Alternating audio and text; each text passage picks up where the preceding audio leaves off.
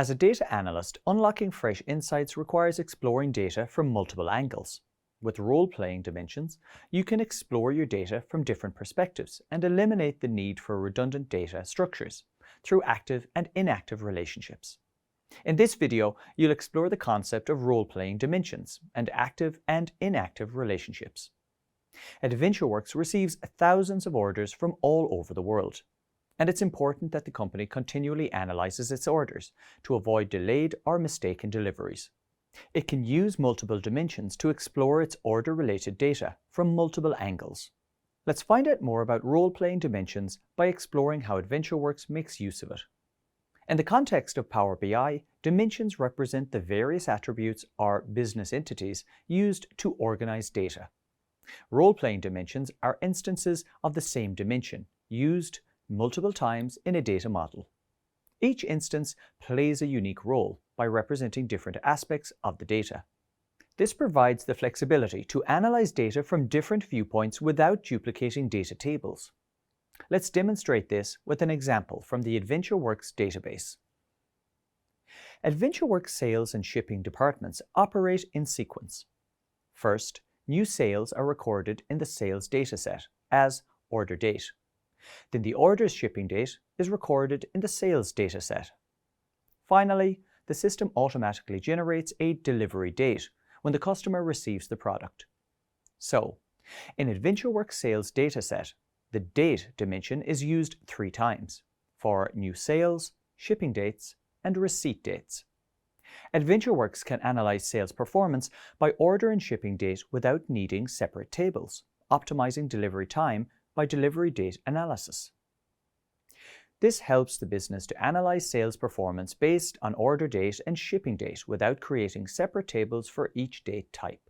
When AdventureWorks queries its data, the role of the date dimension is based on the fact column used to join the tables.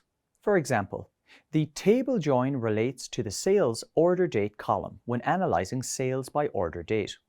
An important part of role-playing dimensions are active and inactive relationships.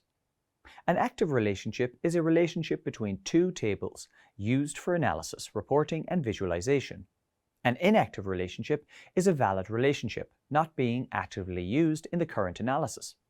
To differentiate between active and inactive relationships, Power BI marks active relationships with a solid line and inactive relationships with a dotted line. Let's examine an example from AdventureWorks. In the AdventureWorks table, the date and the sales tables have 3 relationships. However, there can only be 1 active relationship between 2 Power BI model tables. All remaining relationships must be set to inactive. A single active relationship means there is a default filter propagation from the date to the sales table. The active relationship is set to the most common filter used by the company's reports, which is the order date relationship. You can utilize the inactive relationship for specific analytical needs using the DAX use relationship formula. So, how do active-inactive relationships relate to role-playing dimensions? Here's a quick demonstration of how these concepts function in the AdventureWorks database. Let's begin with creating a role-playing dimension.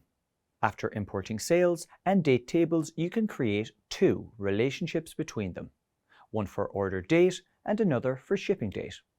By default, the first relationship is active and the second is inactive. The date table serves as a role-playing dimension for both order and shipping date.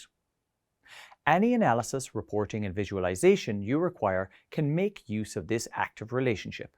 Occasionally, you'll need to analyze data from a unique perspective. For example, AdventureWorks needs to calculate its total sales based on the shipping date. However, the shipping date is an inactive relationship, so using this calculation requires a measure. To create such a measure, an inactive relationship needs to be employed. This is where the DAX function useRelationship comes in. To use the shipping date, the inactive relationship, create a measure using useRelationship.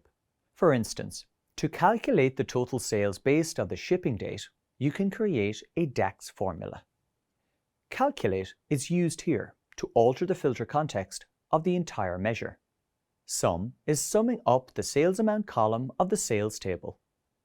As the sales table is connected to the date table via order date column by default, each DAX calculation is based on the relationship between the tables.